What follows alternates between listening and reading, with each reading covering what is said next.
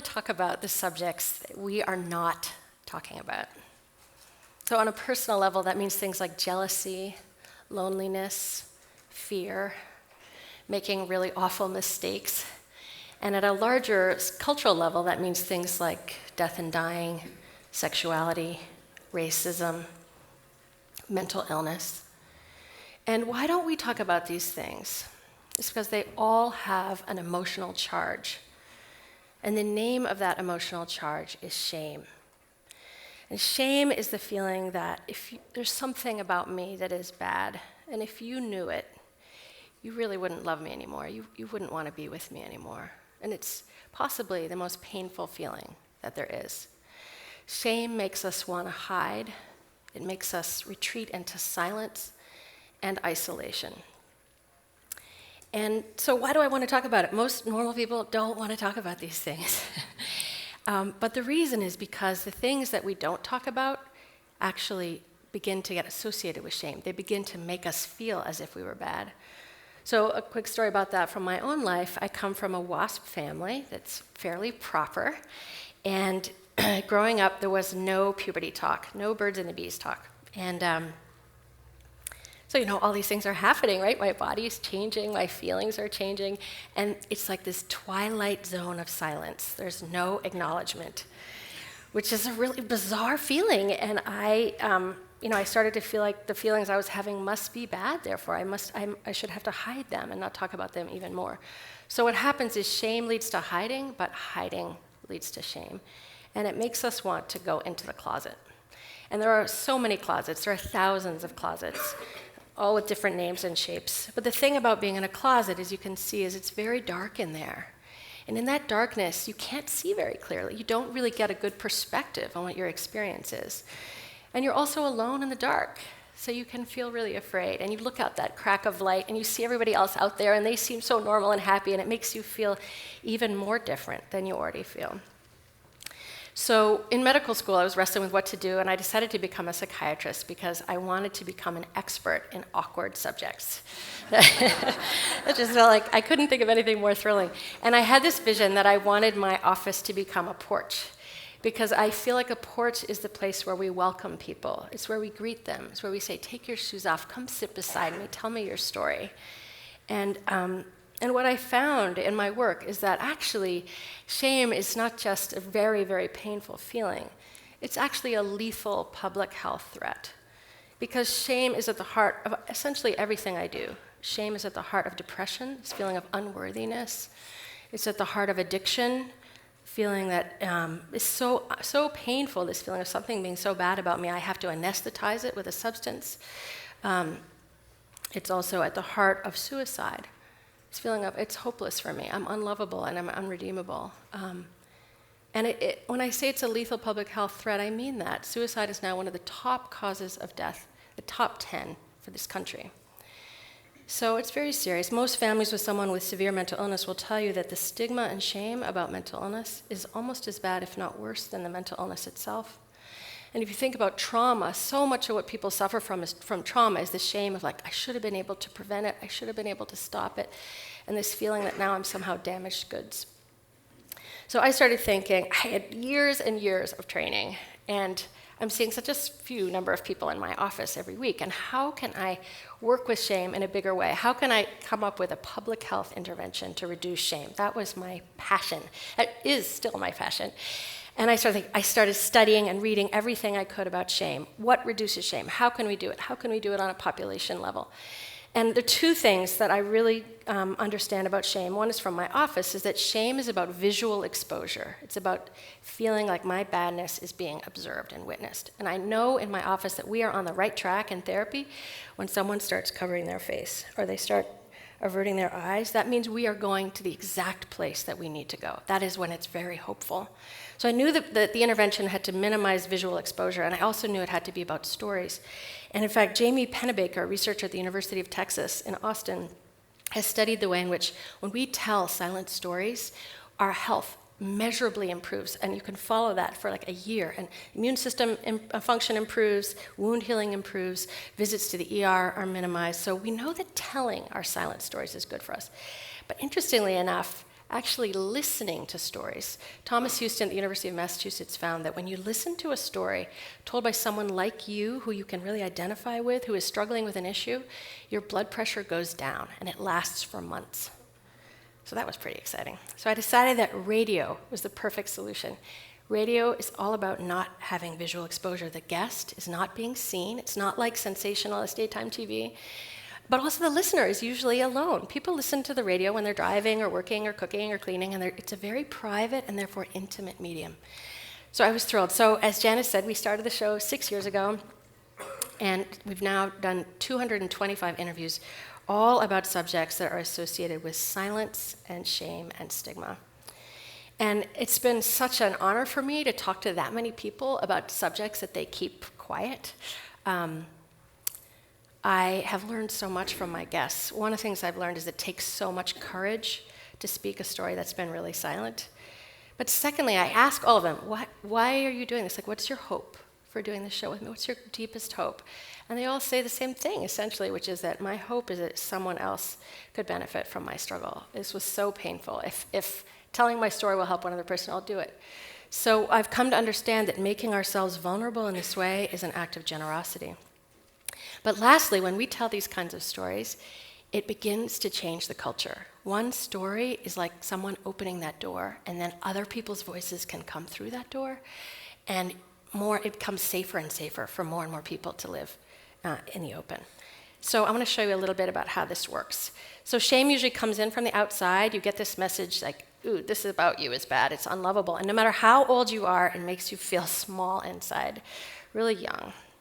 And then, unfortunately, that shame moves inward, and you start to feel inside like, oh God, it's true. You get really afraid that this thing about me is bad.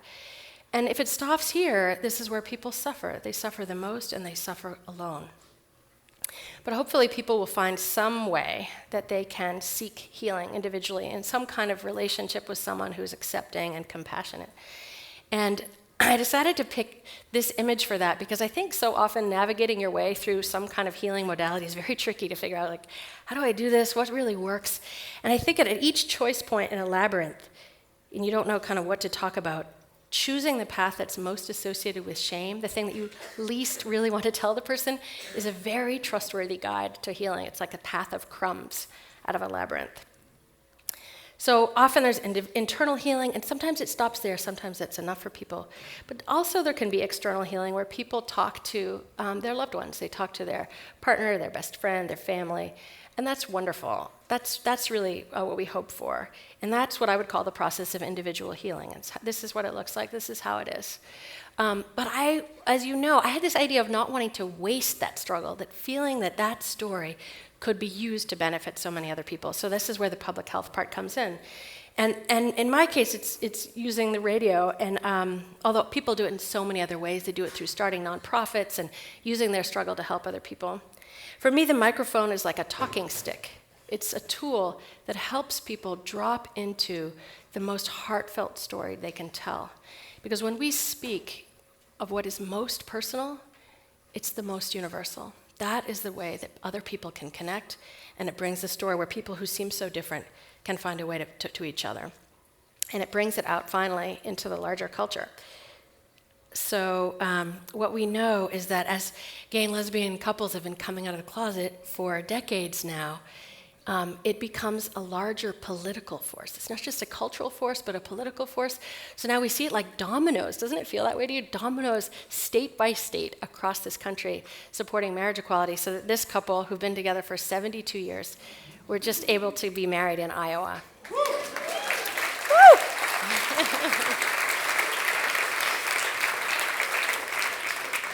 And what that does is it feeds right back to the sources of external shame, and it begins to reduce their power. What we know is that in Massachusetts, where marriage equality has been the law for 10 years, the rate of teen suicide among LGBTQ teens has been halved.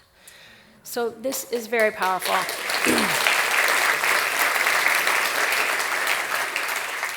So another way of thinking about this is that shame is at the heart of our suffering, and if we go to it, it's at the heart of our healing, especially if we can bring it out where it's light, where we can share it with other people, and that becomes ultimately a force for social change.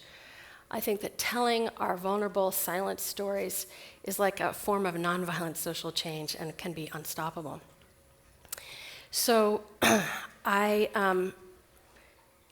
been talking to all these people. They've been so courageous. And of course, acts of courage are contagious. And it made me think, all right, I need to summon up my courage and take this kind of risk also personally, and not just be the safe one on the other side of the microphone. So last spring, I was giving a talk to the Maine Association of Psychiatrists, and so this room of about 100 doctors, and I was giving a talk on end-of-life care about dementia, and I decided that I would tell a very personal story of my own. This is a story about my dad, who died 3 years ago, after a 16-year struggle with dementia. And sadly, I know too many of you know about this. Dementia is like death by 1,000 cuts. You know, it's like so many losses, one after another. We lost him progressively, and he didn't recognize any of us for about 5 years, and then was essentially mute for the last 3 years of his life.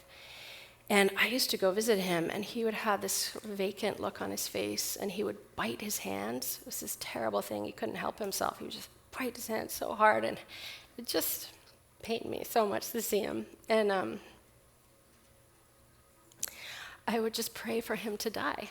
I would just pray for him to die. And I felt so horrible, wishing death on my own father, who I loved so much.